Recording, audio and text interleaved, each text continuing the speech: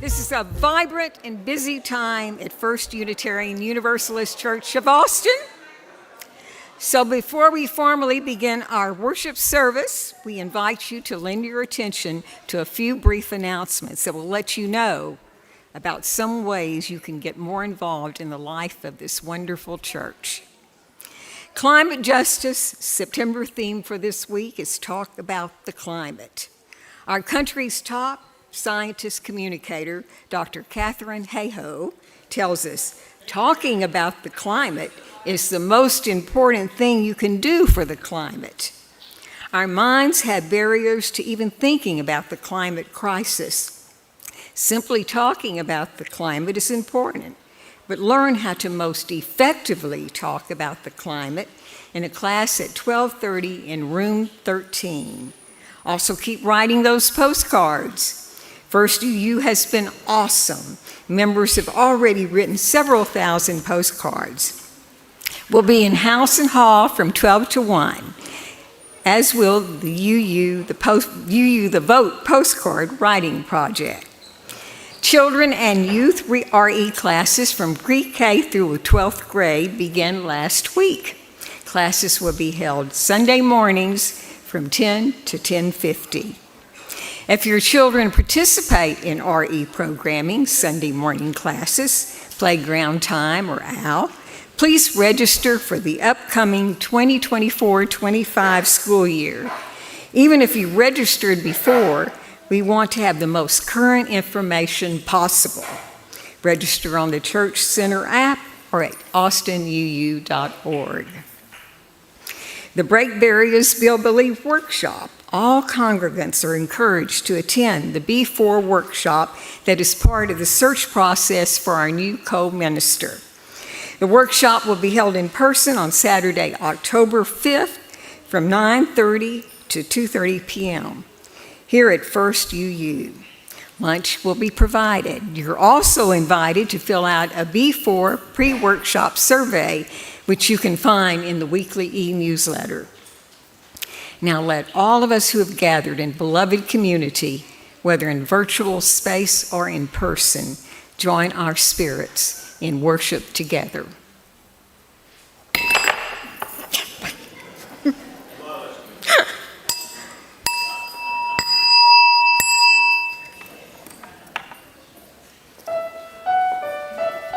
Oh, I have one more announcement.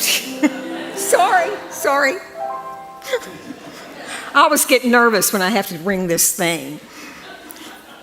I want to remind you that today's caring companion is Beverly Tolbert. Beverly, would you stand? If you have any needs or concerns you'd like to discuss with Beverly, you can meet with her in House and Hall after the service. Now I'll ring the chime.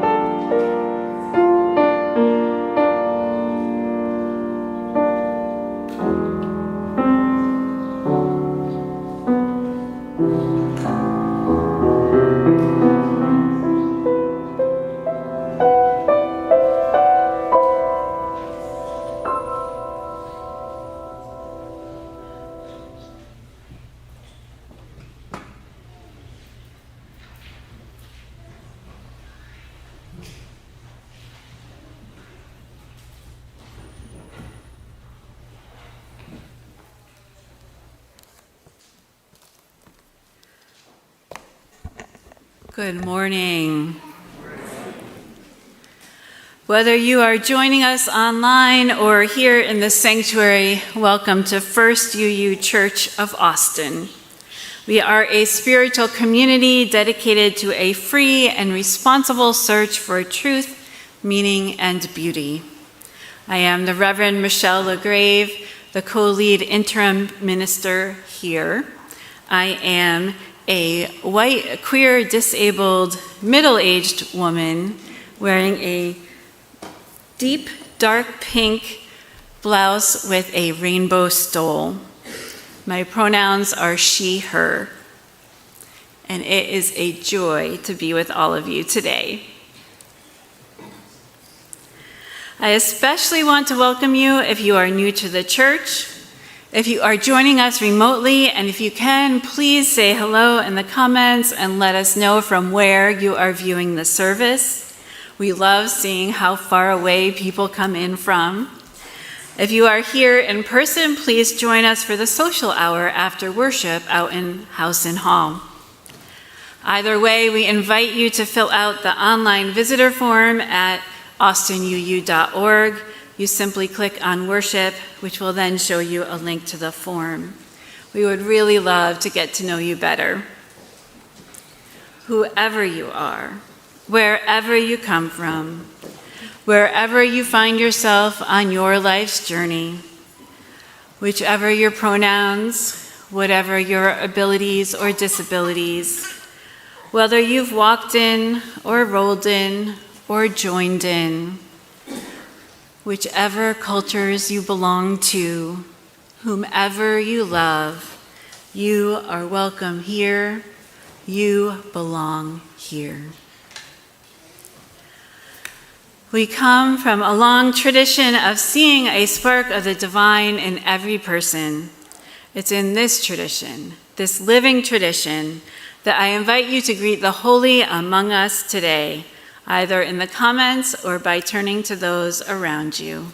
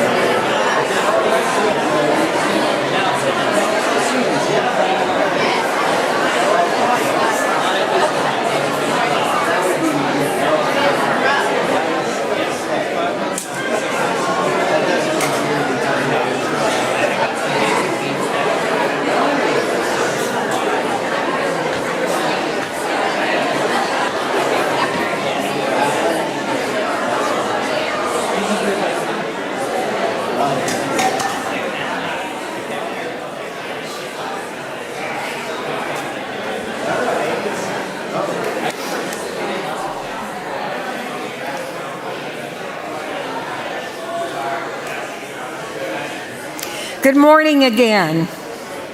I'm Angela Smith, and I am honored to be your lay leader today. My pronouns are she, her, and I would best describe myself today as a postmenopausal Swiftie.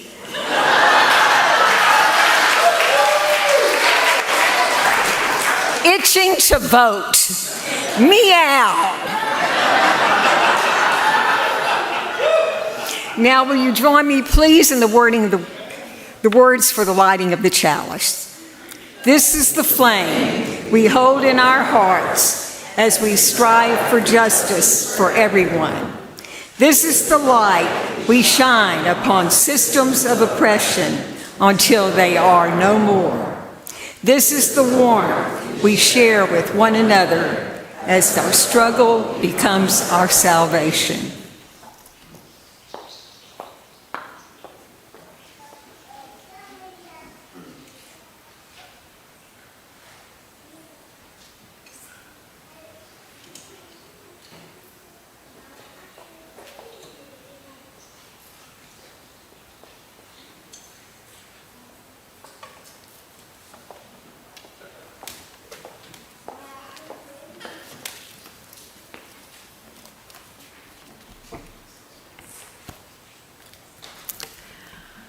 Welcome to this place where certainty transforms to questions. This place that takes what it is and imagines what can be. Welcome to this space where what was fixed begins to shift, where rigidity embraces unfolding as we join in the dance of transformation. Welcome to this moment of change, where together we transfigure and transcend together. Let us join in singing our opening hymn, number 145, as Tranquil Streams. Please rise either in body or spirit.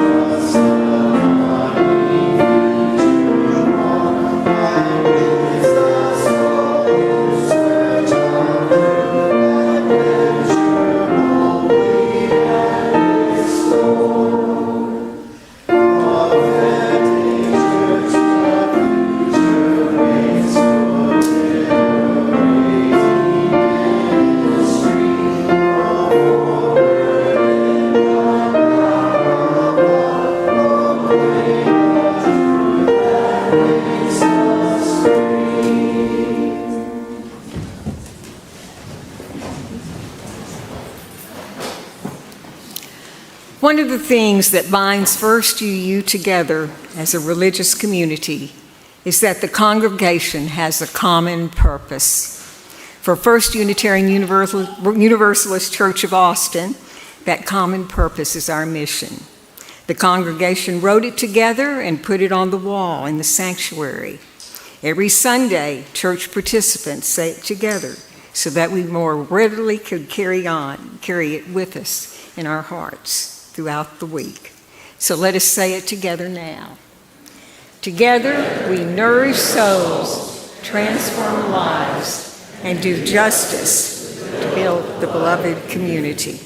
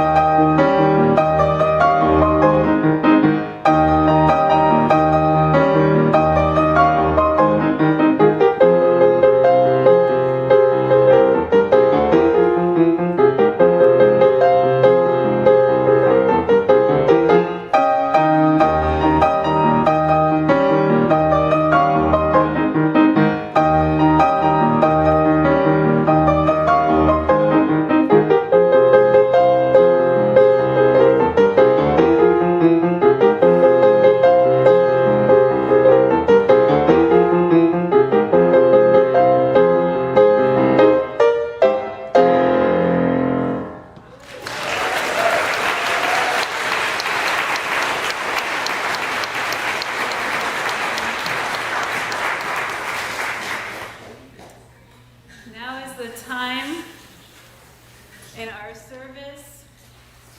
I'm not sure you all can hear me. Can you? From the mic, though?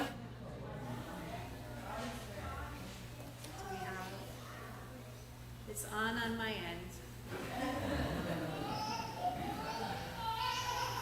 This is our time for our story for all ages. I can go from the pulpit if need be. It's on now. It's on now? Yeah. Or you have a handheld? It's on now. We're good? Okay. I guess today's just one of those mornings. Thank you for, there we go. Thank you for your patience with us as we figure all this out. Kinsey, come on up. Anyone who is young or young at heart, come on up. We have a story for you.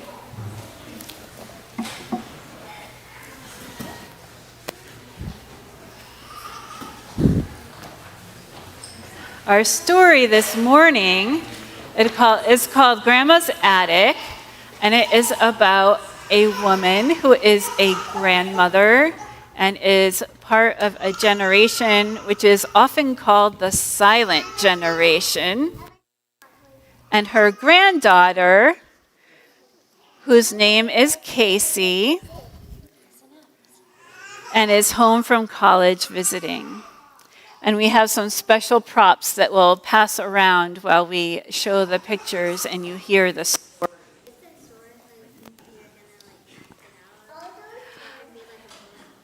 It's not a book like you could get out of the library. It's a book that I made up myself. So there are pictures in this ring binder here, and there are pictures that are going to show up as slides on the TV, and you're going to... you could see some of the things from the story are on this little table here, and we'll pass those around so you could see them and touch them as they come up in the story. So you all ready for that? Let's sit down and I'll pass it around and everyone will get to see it. I know, it is. Okay. All righty. One day, while Casey was home from college visiting their grandmother, they decided to take a break from playing around on their smartphones. The grandma said, "Casey, I've been thinking that there's a lot of old stuff up in my attic, and it's time I got to cleaning it out. Would you be willing to help me with that?" Casey said, "Sure, Grandma." And they headed upstairs. Once they got upstairs, Casey was surprised to see how much stuff was up in Grandma's attic and how old it was. Most of it was older than Casey. "Wow, is this your wedding dress, Grandma?" asked Casey. You can pass that around. "Yes, it is," said Grandma. "I always hoped your mother would wear it when she got married, but she said it looked too old-fashioned. She wanted her own modern wedding dress." "Look, here's the knife Grandpa and I used to cut our cake," said Grandma. "It was engraved especially for us. Our initials and the date of the wedding are on one side."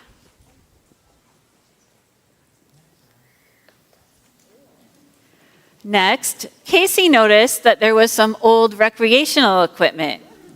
Grandma shared that before she had any kids, she and Grandpa were in a bowling league, and that Grandpa had been an expert ping pong player. Casey was excited to see the snorkeling gear and tried on the flippers.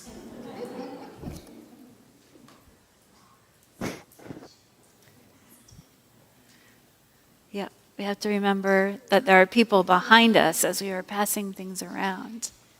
Yeah. So there's Casey wearing the flippers. "Look," said Grandma, "here's my old doll." I used to rock her in my arms like this, just like I rocked you in my rocking chair when you were a baby, back before you had blue hair." They both laughed. "What are these, Grandma?" asked Casey. "Oh, those are my earmuffs from when I was a toddler. I grew up in the far north where it was cold and there was lots of snow. Those covered my ears to help keep me warm." "Oh," said Casey, "I didn't know that you didn't grow up in Texas, Grandma." "What are these pink things?" asked Casey. "Those are my old rollers. For a while, it was quite fashionable to have curly hair. In order to get it, I had to have a perm. After treating your hair with a special solution, you'd wrap one strand at a time in paper and then roll it over this middle part here. Then the other piece would go on top and hold it all together. I didn't have much money back then, so my next door neighbor would come over and give me a home perm right in my kitchen." "What's this?" asked Casey. "That's an old rotary dial telephone," said Grandma. "You put a finger in the hole of the number you wanted to dial, then rotated it around like this. That's how you dialed the correct phone number," said Grandma. "But you were attached to the phone the whole time?" "Yep," said Grandma. "We were attached to our phones back then, too." Casey and Grandma laughed. "That's a good one," said Casey. Then cordless push-button phones came along, just like this one, and we were able to move about the house freely. It was such a relief to be able to get some chores done while talking at the same time, said Grandma. By then, it was the 1980s, and my kids were old enough for me to get back to teaching school.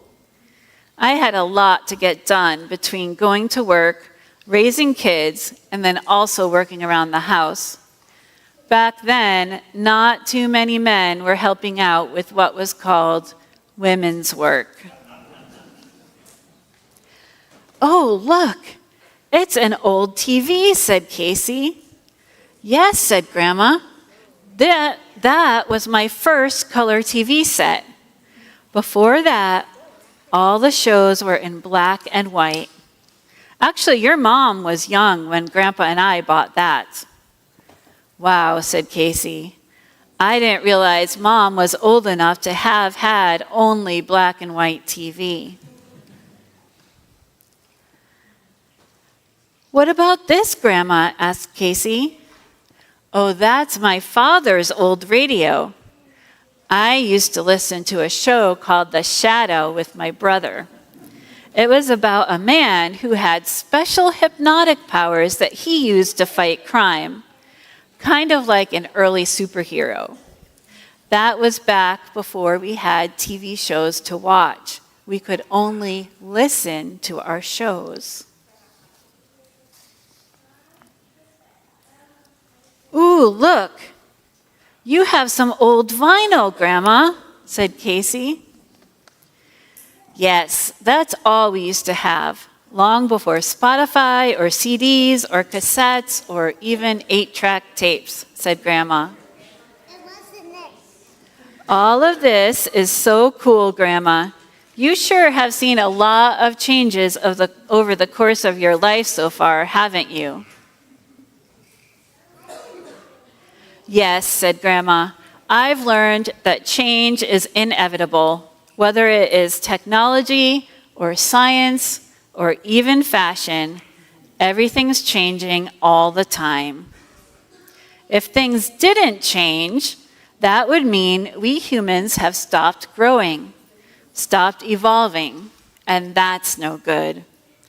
While change might be hard, especially when there's a lot of it all at once, it's also necessary for growth. I know we didn't get much done today, Grandma, but I learned a lot about you and your life, and I had a lot of fun. I did too, Casey. The end. At least for now.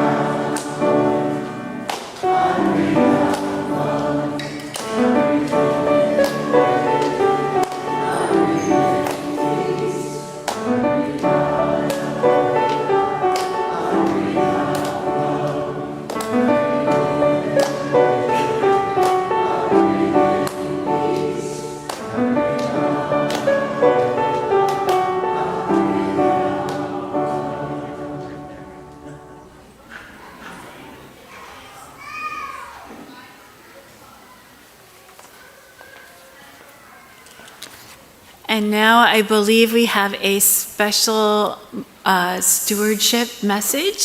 Is that right? Yes, we do. It's Luther Elmore. Come on up.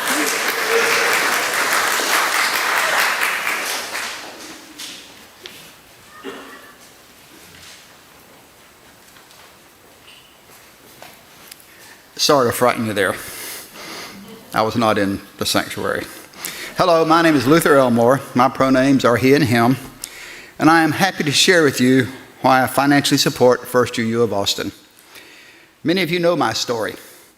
I'm originally from Central Florida, and as a teenager, I thought I was called to be a Southern Baptist minister. That is how I got to Texas, to study at Baptist Seminary in Fort Worth. But I soon abandoned Baptist theological principles and social practices, not involving myself in church for many, many years. And now, almost 20 years ago, I found First UU of Austin. Over the years, it has led me in my religious search for truth and meaning. This church has led me to broaden and deepen my life in ways I never imagined. I believe I'm a better person because of this church. One of those unexpected outcomes of becoming a member of this church was that I met some of the finest people I have never ever known in my life. And there are many here, including my wife, Elizabeth. So thank you all. I have been reading an older biography of former Governor Ann Richards. The author, Jan Reed, described an incident from 1990 when Ann began her campaign for governor of Texas. An anonymous letter was signed by, quote, a concerned Texan, and sent to radio and TV stations, as well as small-town newspapers and Baptist pastors all over the state. It accused Ann of many personal, political, and moral failings. Among those accusations was this, quote, Ann was an atheist who had nothing but contempt for God. For a number, she and her husband were members of the Unitarian Church, if you want to call it a church, end quote. Yes, Ann Richards was a member of this church, and this is a church. We're a church with a mission and a message. That mission is imprinted on the wall of the sanctuary and emblazoned in our hearts. Together we nourish souls, transform lives, and do justice to build the beloved community. And we're a church with a message of acceptance, support, guidance, inclusion, love, and action. Many of you support great causes such as Planned Parenthood, the American Civil Liberties Union, Central Texas Food Bank, or Public Radio, KUTFM, where you might have heard me give them a plug recently. Why do we do this? Because we believe in those groups and what they do. In the same way, if you believe in this church, we need for you to financially support it. We cannot do our pastoral, educational, inspirational, and social action projects without your financial support. When I first joined this church, my pledge was very small, but over the years I've been able to increase it substantially. As you are able, please support this pledge drive. I ask you to give to this church in proportion to the degree that First UU enriches your life and fills your spirit. We want to be that place in your life of support, inspiration, and refuge, but we cannot do it without sufficient funding. So please join me in this pledge campaign as together we support this church in its mission and extend our voice and presence beyond these walls and into the community around us. Thank you.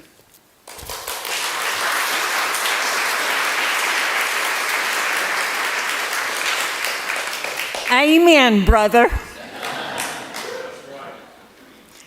This is the time during the service when we commit to the mission and ministries of the church by making an offering. We give out of our own so that together we might build a better world. If you are new or visiting with us today, please allow the plate to pass you by. You are our guest. You can give in a few different ways by going to austinuu.org and clicking on the link at the top right side of the page, or by texting your contributions to 84321, or by placing an offering in the basket the ushers are about to pass. Here in the sanctuary, the ushers will now collect our offering.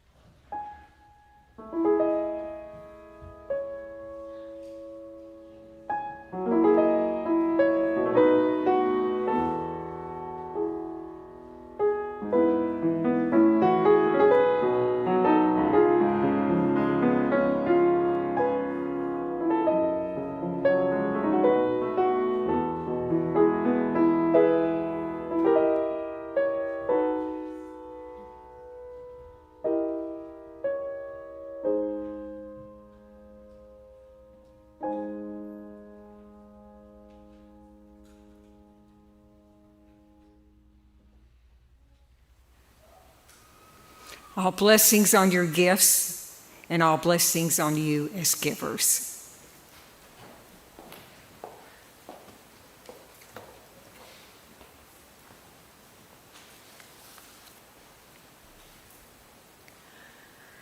This is Lot's Wife by the Reverend Dr. Lynn Unger. Where will you go home? These mountains cannot receive you, and there is no cave or grave to be dug for you in your old hills. And still, a current of air keeps singing home, home, as if that meant something you could go to, as if something could finally stand still. Turn then, and keep turning, faster, like a drill, through your old God's promises, like a potter's wheel, like a spindle, twisting your tears into salt crystals, into the face of this wrecked land, into this distant, perfect stars, which will hold you, which will not take you up, but hold to you, like mirrors, flashing their salty glare with each minute, with each magnificent revolution.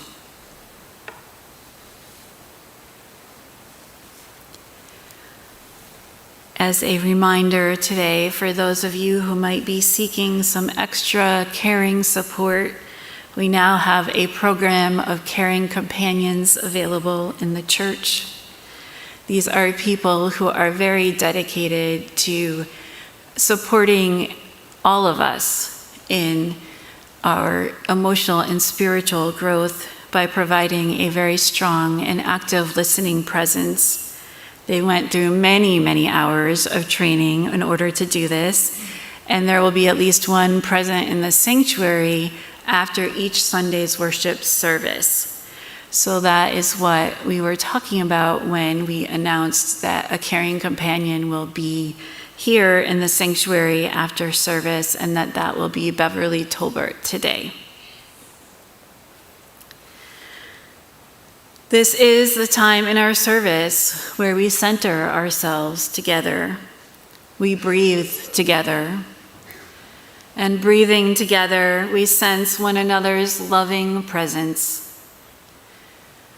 Breathing in and breathing out, we follow our breath to a deeper place inside, a place of greater wisdom, a place where a spark of the divine resides within each of us.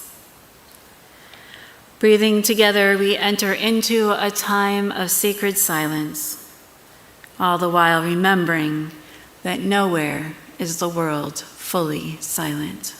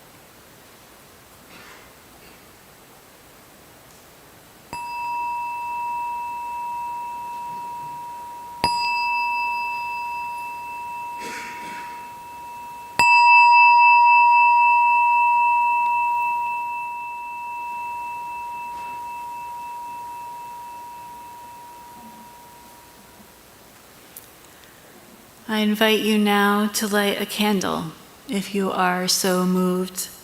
Candles representing sorrow, joy, hope, remembrance, resilience, whatever it is that you need to honor during this time, or any portion, musical portion of the service. As we light candles, I invite you to keep in your mind and heart members of our community who are ill or in sorrow, and those who are celebrating joys. Like this morning, I would lift up a special joy, the birth of Elise Devora this past Wednesday. Elise is the third grandchild of Leo Collis.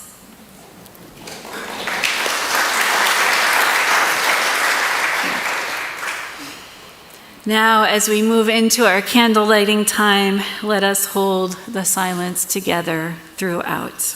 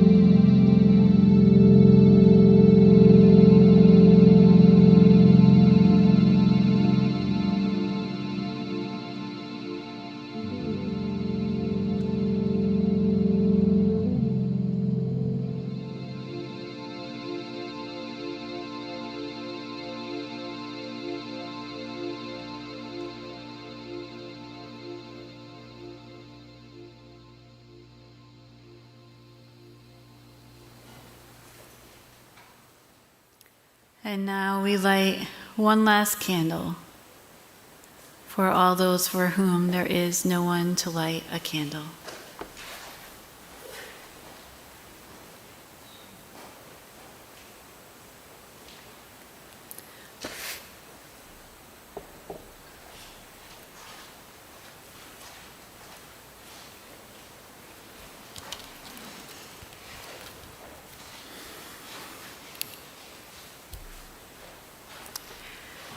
In our story this morning, Casey, a Gen Zer or a Zoomer, listened and learned from Grandma, who was a silent generation person.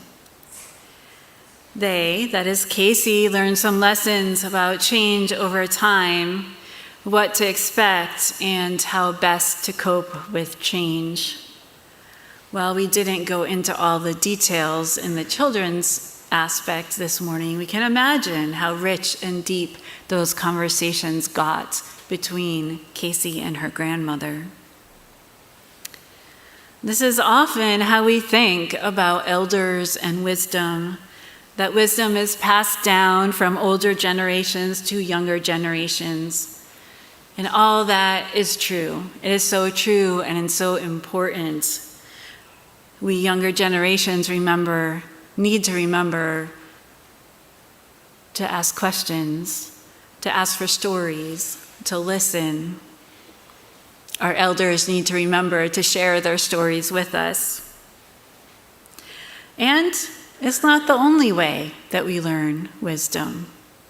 Wisdom can flow from any generation to another. Sometimes older generations, like mine, can and do learn from younger generations. There was a person named Audrey, not our Aubrey. I want to be really clear about that. Okay. Nothing bad happened to Aubrey. Audrey was a woman, a trans woman in Houston, who I met right after she graduated from college, when she was 21, right when she was beginning her process of transitioning. I only knew her for a year and a half or so before her life ended tragically, a consequence of the social and political climate in which trans and non-binary people currently live. She was a wonderful person. I loved her so much. She was just beginning her faith journey. She hoped to go to seminary and become a UU minister. She had been hired to be the General Assembly Young Adult Coordinator for GA 2023, so you may have heard of her from that context. She was amazing. She restored my faith just at that cusp of churches emerging from the pandemic and trying to figure out what post-pandemic church was going to be like and what post-pandemic Unitarian Universalism was calling us to do. And she restored my faith in the future of our faith tradition. She had a wonderful way of invitational listening. She was a membership coordinator at the UU Church in Emerson, and she would sit people down in the comfy chairs, and I have this image that will stay with me forever of her putting her head and her chin in her hand and just sitting and watching and listening, and you could tell that she had her entire focus on the person that she was listening to. And people opened up to her. We learned so much about the church and what was going on in the church because everyone was telling Audrey. Audrey was a Gen Zer, a Zoomer. I also learned so much from Audrey about how social justice movements were being organized in college and by young adults in their 20s, and how it was being done in such a better way than we had in the past, how it was so much more collaborative, how there was so much more shared leadership. And I have taken those lessons with me and carried them forward in my ministry. She may have been only 21 or 22, and I her elder by 30 years, but she had wisdom to share with me. All of this is really getting at the question of culture, especially the question of culture in churches. So if you are new or visiting with us today, if this is not your church home, or it's not your church home yet, and maybe someday, you can also think about these things I'm saying about culture as working in your workplace or in your family or in the nonprofit organizations where you volunteer, all sorts of different settings. So this is for all of us, although I will focus on talking about church. So, culture. Culture is a set of rules of behavior.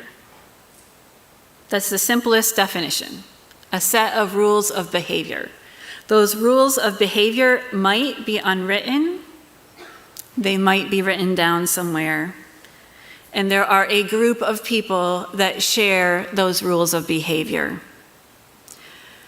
Culture can be regional, national, generational, queer, deaf. There are lots of different cultures and subcultures. They can go with one's ethnic heritage. They can go with one's orientation or gender identity. Lots and lots of different cultures, including within the United States. Churches, like families and schools and other groups, also have culture. We have a set of rules of behavior about how things are done, when they are done, etc. How meetings happen, how bylaws are written, all sorts of different things. So recognizing that church has a culture, a set of rules of behavior that people are expected to follow, what we're going to try to do this morning is reconcile those set of church cultural expectations with what we learned last week, especially from Brene Brown's video that I shared, about how her research showed that the opposite of belonging is fitting in. So how do we encourage people to feel like they belong, help them feel like they belong, help ourselves feel like we belong, and also have these cultural rules and expectations, many of which are unwritten, like who sits where and in which pew. Dangerous for visitors, right? Because they don't know where to sit.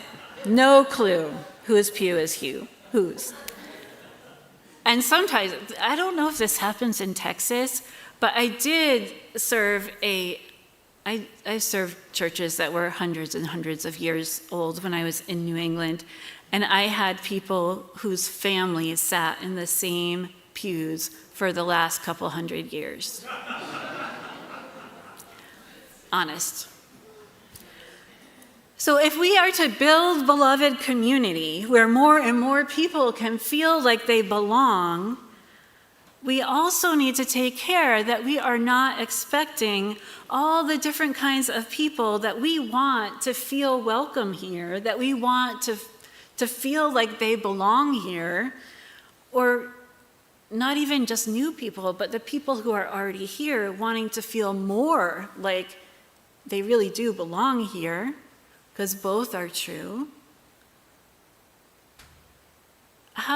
And then we have these expectations about how to fit into the church culture that is already here. How do we do that? How do we weigh those different W-E-I-G-H, those different ways, W-A-Y-S? I didn't intend that to come out that way. Of being. So there is a toxin that is present in this church and in all of our churches about how there is one right way to do things, one right way to do church, or one right way to have the holiday family dinner, or one right way to cook the ham. That's the classic example from one of those apocryphal stories. So I'm going to share some more lighthearted examples. Okay. One of the other things I learned from Audrey, Zoomer, remember, is that when texting on your phone, it is rude to reply to someone by saying, okay. How many of you knew or thought that that was true? Very, very few. Much more polite is to say K or KK. Okay is rude, according to the Zoomers. I grew up with rules about how to use the phone. Never call during the dinner hour. Rules have changed over time as technology and social norms have changed. Whether we call at the dinner hour or not, whether it's more polite to call because someone has trouble either physically manipulating a phone to text or is older and never learned how to text, whatever the reason, some people in some situations, it might be more polite, more kind to call, as long as it's not at dinner. For other generations, it's much more polite to text. It's quite rude to call someone on the phone. That includes my generation. It interrupts your life less with a text. You don't have to actually stop what you're doing. You can actually answer without doing the phone screening thing. For Zoomers, yes, you still have to text, but you don't say okay. So we take this all into context. Are we texting with a Zoomer? Maybe we don't say okay. Maybe they are kind to us and say, oh, you old Gen Xer, you don't know that you're being rude, so I'll ignore it. In any case, there's no one right way to use the phone anymore. There used to be one right way when I was a kid, but no longer. Another example, Brent and I, we both come from New England, not Texas. We are both Generation Xers, Gen Xers. We get each other. We have a different sense of humor. Lighthearted teasing means we actually love you. So if Brent makes fun of me in a lighthearted, not mean bullying kind of way, lighthearted way, then that means he likes me. He and I will also speak directly to each other and to all of you. As Brent says, because we've discussed this, he doesn't know how to talk Southern. I don't really either, because I've been here less time than he has. I'm learning. Brent shared an example with me about how at home one day his wife said, and I'm sharing this with his permission, "Oh, gee, it looks like the trash is getting pretty full." And then hours later, the trash still being there, she commented about the trash still being there. The light finally goes on in Brent's head, and he says, "Oh, when you said that the trash was getting full, what you really meant was, Brent, take out the trash?" At which point she said yes. So, if you want Brent, or me for that matter, to take out the trash, tell us to take out the trash. I'm being lighthearted about this. These are smaller ways in which we can miscommunicate, and they're also more fun to use as examples. But our goal in all of this is really to understand each other, not to change each other. I'm not going to try to get you all to stop speaking Southern. I'm going to try to learn how to understand it and figure out when to take out the trash. And you might put some effort into learning how to speak Connecticut or Maine or Massachusetts every once in a while. But to understand that we have different ways, that's the most important piece. Not to change each other, not to force each other to fit into a set of norms or expectations that aren't crucial. So remember that we do all of this within a hopefully relatively safe container of having a healthy relations covenant and a healthy relations team, which can advise us and support us when we do get into trouble with communicating with each other or understanding each other. So that doesn't mean anything goes, is what I'm trying to say. We do stay within covenant, and we also don't try to force each other to fit in. And I know it's hard. So, the reason why I'm talking about all of this relates to this mission. In church, in this church especially, we are building the beloved community in here so that we can also do it out there. And in order to do so, we need to welcome in new ways of being and doing church. There is no one right way of doing church, or much of anything. Maybe landing on the moon has one right way or something like that. But for the most part, most of our lives, multiple different ways are okay. There's no one right way. And we've been learning about this in lots of smaller ways. I recently talked with the seniors at the senior lunch about pronouns and how to use them correctly now that we understand that we have more than two genders and that gender is not binary. We have added visual descriptions to who we are as worship leaders as we come up for each of our turns during the service. That is for a few different reasons, but including for people who have partial vision loss but not complete blindness. It helps them be able to find us later. You want to talk to the minister. Knowing to look for bright pink can be really helpful if it's someone that can see colors. So accessibility is part of this. We're doing slides with better visibility. People with vision issues have a better chance of reading the words to the hymns. We're beginning to add more ASL to our services. Lots of different ways that any one change might be kind of small. All together, they're huge. They're enormous. We're doing it, people. This past year together, we've been doing it. We're building a bigger and better, more open, more inclusive, more accessible, beloved community. And we are also doing it in bigger ways, both within this church and within the Unitarian Universalist Association. Some of these bigger ways include some amazing work that just came out of a recent board retreat.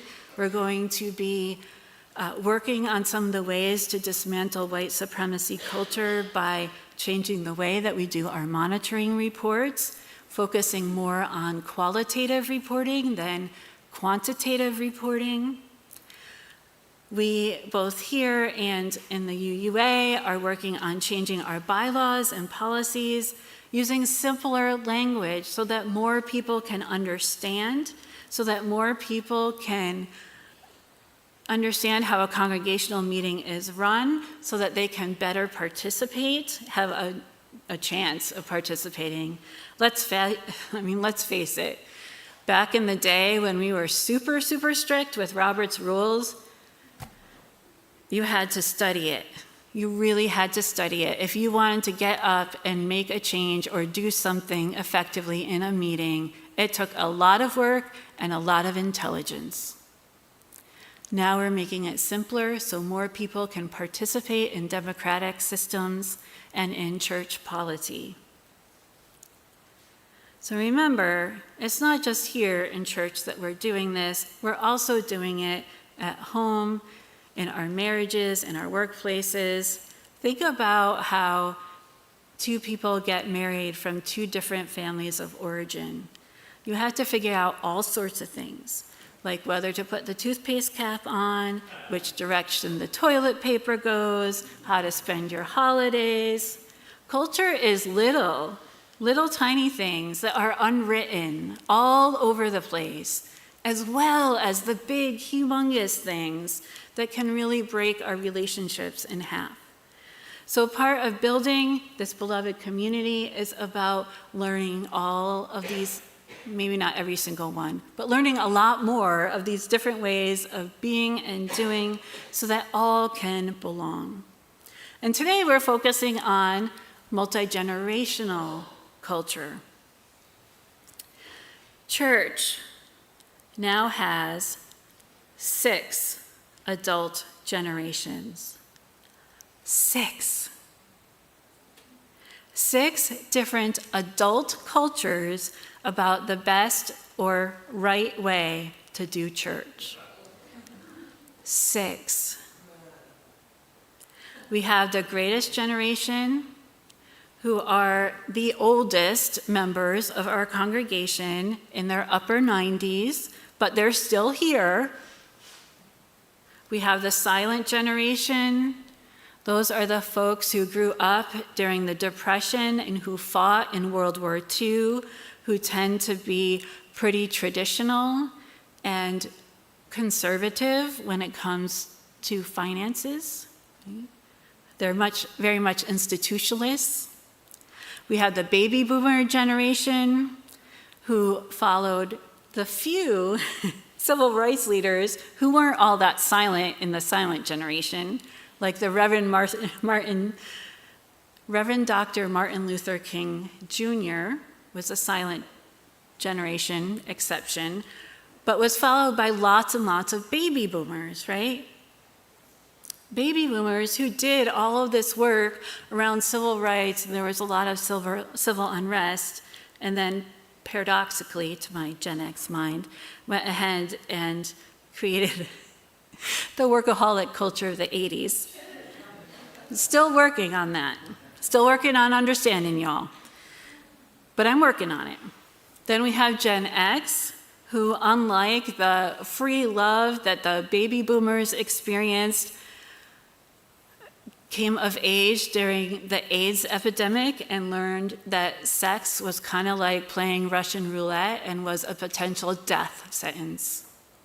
That is formative on a young person's outlook in the world, so maybe you can understand why we tend to be those cynical people. We're also the middle child between the baby boomers and the millennials, which are two enormous generations on either side of us, and we often act like the middle child. And then we have the millennials, who are people who grew up with a lot more technology than we did. They experienced 9/11 when they were kids. We have Gen Z, who are the Zoomers, who just came into adulthood the last several years, and who are digital natives, do not remember a time before smartphones exist, never mind black and white TVs. And we're all adults with the things that shaped us, shaped our generational cohorts in terms of our outlooks on the world and our understandings of our relationships to institutions, whether we're institutionalists or anti-institutionalists. All sorts of different things come into the mix of those multiple generational cultures. 6. And that is not including all of the other ways in which we have and experience culture, like our ethnicities, our social class, our education levels. That also comes into play. So this is a really complex mix of cultures, is what I'm trying to say. If you are a follower of social media, you may have noticed that there are some generational wars going on, primarily between the baby boomers and the millennials. That's where that phrase, "okay, boomer," comes from. But also between Gen Z and their elder siblings, the millennials.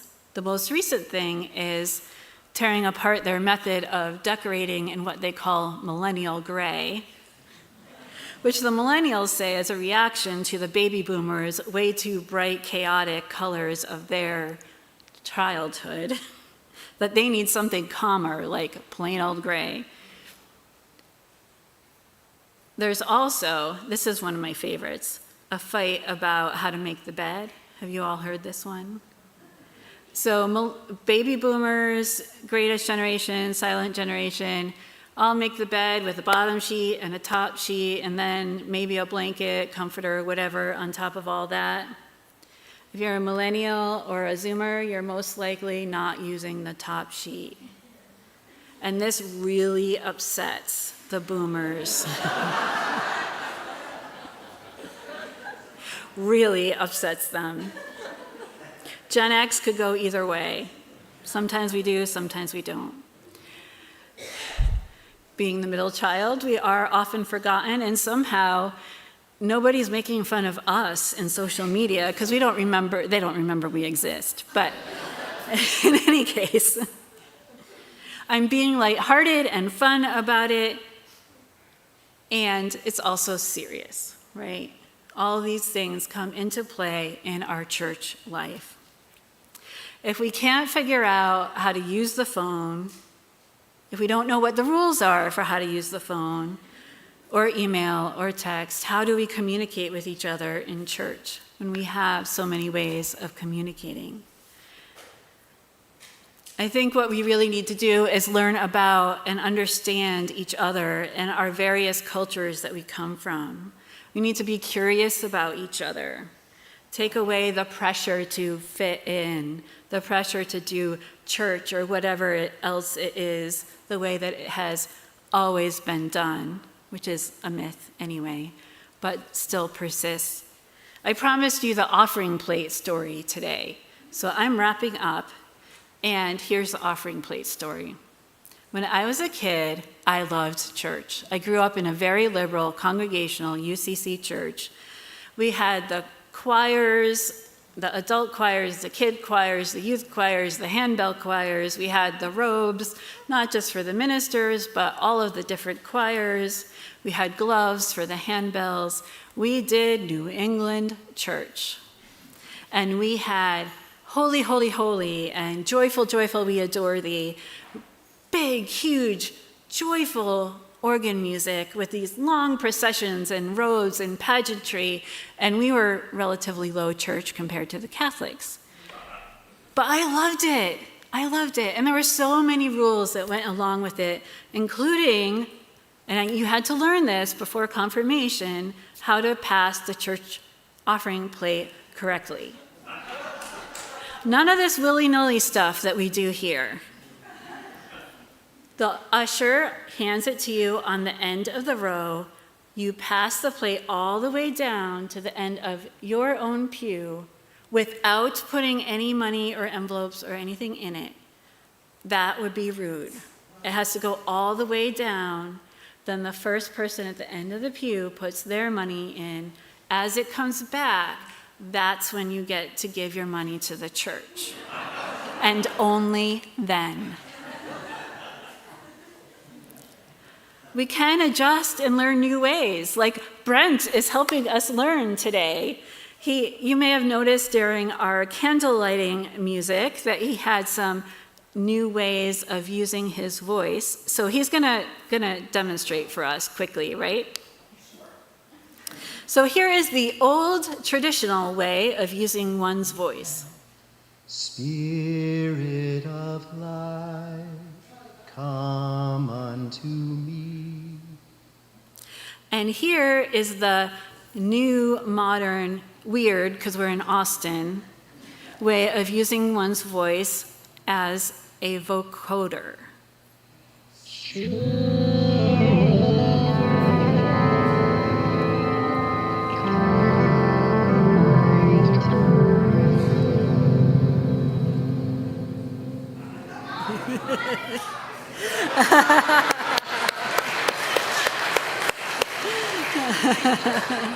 Someone yelled out, "That was awesome." So our point being, we are a living tradition. Our traditions change. We don't necessarily throw out the old ways. We're still going to sing Spirit of Life the way that Brent sang it for us first. But we also welcome in other music. We welcome in other ways of being or doing church. We can adjust. We can learn new ways. We can grieve old losses. We can grow and remain a thriving, vital, if slightly different congregation or family or whatever. It's all about us building beloved community everywhere we are and everywhere we may go. May it always be so. Amen and blessed be.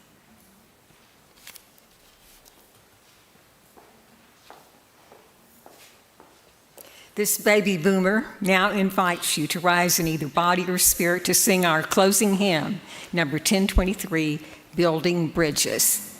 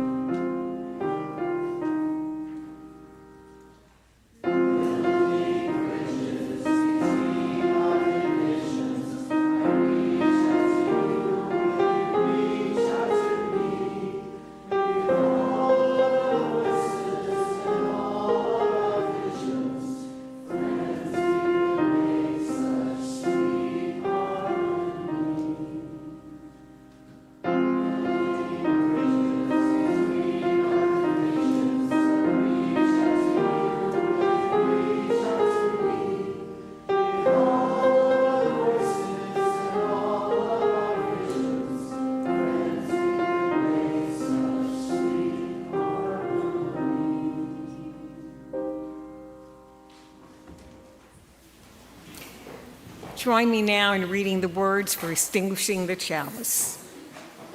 We extinguish this flame, but not the light of truth, the warmth of community, or the fire of commitment. These we hold in our hearts until we are together again.